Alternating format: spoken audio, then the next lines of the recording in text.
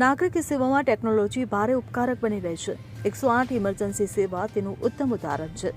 આરોગ્યની જેમ જ ગુજરાત સરકારે ગ્રામ્ય વિસ્તારમાં પીવાના પાણીની સમસ્યાના ઉકેલ માટે હેલ્પલાઇન શરૂ કરી છે, જેનું નામ 1916 હેલ્પલાઇન છે।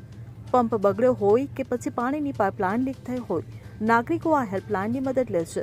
ચાલો જોઈએ આ સેવાનો નાગરિકો કેવી રીતે લાભ લે છે। ગુજરાત સરકારે પીવાના પાણીના પ્રશ્નો માટે હેલ્પલાઇન નંબર 1916 શરૂ કર્યો છે। આ સેવા 24/7 કાર્યરત છે। પંપ બંધ થવા, પાઇપલાઇન લીકેજ કે પાણીની ગુણવત્તા અંગેની ફરિયાદ હેલ્પલાઇન પર નોંધાય છે। આ ફરિયાદને આધારે ફિલ્ડ ટીમો અસરગ્રસ્ત વિસ્તારોની મુલાકાત લે છે અને મોટાભાગની ફરિયાદોનો 48 કલાકમાં ઉકેલ આવે છે।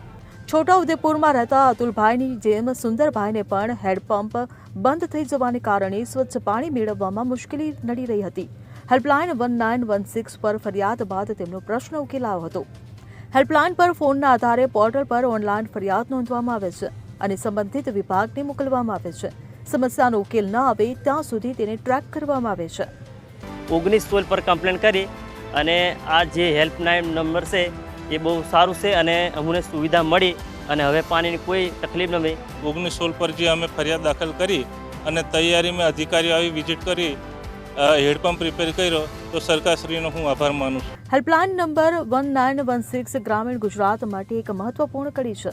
તેને જાન્યુઆરી 2024 થી માર્ચ 2025 વચ્ચે 99.93% સફળતા દર સાથે 2.22 લાખથી વધુ પાણી સંબંધિત ફરિયાદોનું નિરાકરણ કર્યું છે। હેલ્પલાઇન પર દરરોજ 250 થી 300 કોલ આવે છે અને સામાન્ય લોકોને લગતી સમસ્યાઓનું સમયસર નિરાકરણ કરવામાં આવે છે। ગુજરાતના લોકોને શુદ્ધ પીવાનું પાણી સુનિશ્ચિત કરવામાં હેલ્પલાઇન 1916 ખૂબ મદદરૂપ સાબિત થઈ રહી છે। એ કમ્પ્લેનન્ટને પણ એસએમએસના માધ્યમથી એમનો કમ્પ્લેનનો ટિકિટ નંબર મોકલી આપવામાં આવે છે। કમ્પ્લેન રજીસ્ટર થયા પછી ઈઆરપીના માધ્યમથી એ રિઝોલ્યુશન જે તે અધિકારી દ્વારા ફિલ્ડની મુલાકાત કરી અને કરવામાં આવે છે અને એ રિઝોલ્યુશન થયા પછી ફરિયાદનું નિરાકરણ થયા પછી એને મોબાઈલ એપ્લિકેશન દ્વારા એને track. Bureau report CN24 news. હવે જુઓ દેશ દુનિયાની તમામ ખબરો તમારી આંગળીના ટેરવે। ઉઠાવો મોબાઈલ અને ગૂગલ પ્લે સ્ટોર પરથી ડાઉનલોડ કરો અમારી CN24 ન્યૂઝ મોબાઈલ એપ।